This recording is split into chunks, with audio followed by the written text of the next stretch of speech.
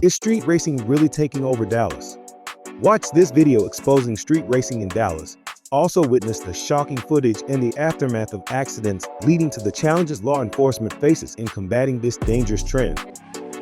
That's just one part of the problem. The other was captured on video and posted on the Downtown Dallas Resident Council Facebook page Sunday morning. This was the scene at a Liquid Zoo Bar and Grill in the Oak Lawn neighborhood over the weekend. Employees say it didn't take long for the parking lot to fill with spectators. And this is what happened when they were asked to leave. You can see they vandalized the building and smashed through the front door. These meetups are becoming a weekly occurrence in the city. Last week, Dallas police presented some staggering numbers to the city council. The department has responded to over 3,500 more calls related to street racing this year as compared to last. And they've made roughly 1,200 arrests and issued approximately 14,000 citations. Police have gathered their own aerial footage showing the magnitude of these meetups that residents say they live through every single weekend.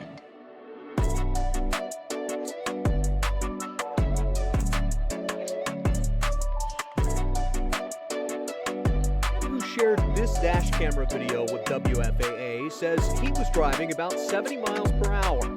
Two sports cars pass, lose control, and slide into four other cars on Central Expressway. Sources tell WFAA police believe the Lamborghini and Corvette drivers were racing. As the smoke clears and traffic stops, three people get out of the Lamborghini SUV and walk away. For Channel 2, if you can, check the service road on Mockingbird. We have two subjects that fled from the scene.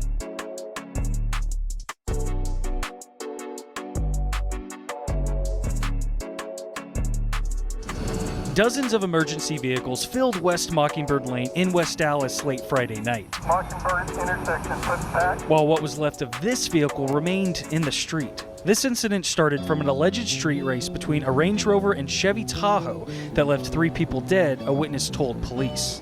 Hearing cars speed down West Dallas roads late at night is becoming a normal occurrence for some of the neighbors. Nearly 12 hours after the crash, construction crews continued to work Saturday afternoon as one of the cars from the accident hit two telephone poles before catching on fire.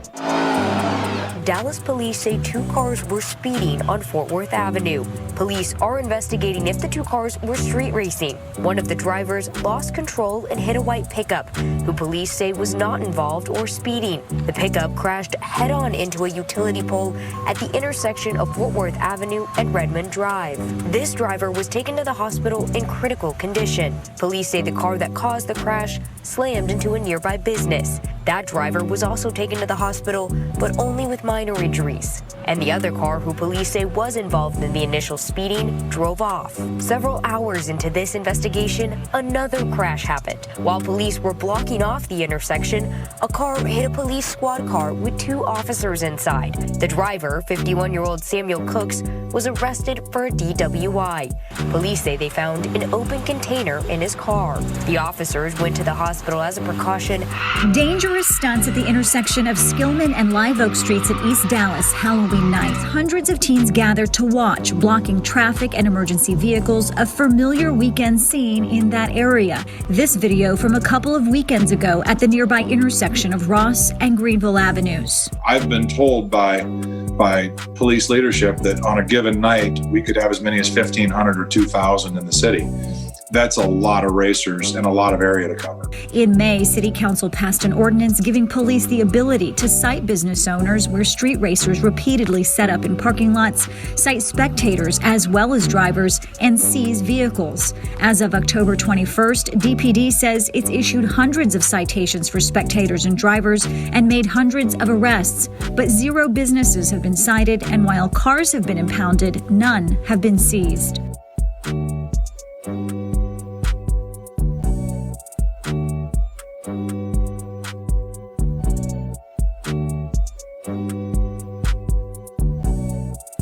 I just heard two cars, they passed like super fast in front of the garden, and right away we just heard a huge crash. I saw the smoke, I ran as fast as I could. This is a video Argello took of the scene outside Fuel Stop gas station on Beltline Road. It was the craziest day of my life. Asik Marhajim was working inside the fuel stop when he heard the crash. I heard a big bang noise from there coming out. He ran outside to help, and that's when he saw the fire. I couldn't even go near the fire. It was just that big. Once Grand Prairie police and fire showed up, Argello says it took 15 minutes to put out the fire. In this video Argello sent to Fox 4, you can see a red car with a wrecked front end and another car visibly charred from the fire. Grand Prairie police confirmed the cause of the crash was street racing. There's always, you can hear them always, even from here, from where I live, you can hear them just speeding up and down the road. Adam Ramirez lives in the neighborhood behind the gas station. He drove by the scene on his way home Saturday night. He says speeding cars and racing is an issue in the area. From 1 minute to the next, you're here and then you're gone just for pulling out of a driveway, you know. Police say 4 people from the same family died in the crash, 2 adults and 2 children. Another child is in critical condition.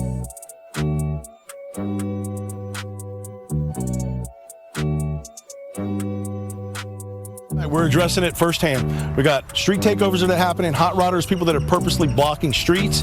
We've got different units addressing the problem. I can tell you within the last several weeks, we have taken over 27 people to jail in our custody. Along with that, we've got 16 vehicles that we've towed. You see the pictures here. And I can tell you as of right now, the paperwork has been put in to seize those vehicles. So tell me about the danger that takes place when an intersection is overwhelmed and overtaken by people racing, doing donuts, and other people gathering to watch. Correct. It may be fun for the people that are actually conducting that, but it's extremely dangerous for anybody that's just an innocent bystander.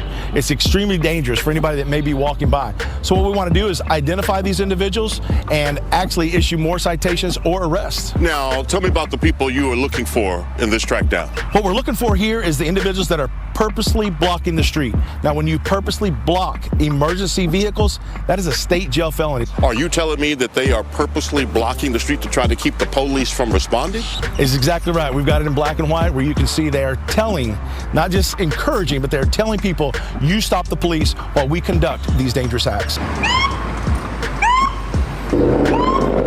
This 3-day special speed enforcement operation works to pump the brakes of speeding and racing drivers along Oak Cliff's 12th Street, an east-west corridor of concern. For months, if not years, people called for this added police presence. I'm happy that I'm seeing this, really happy.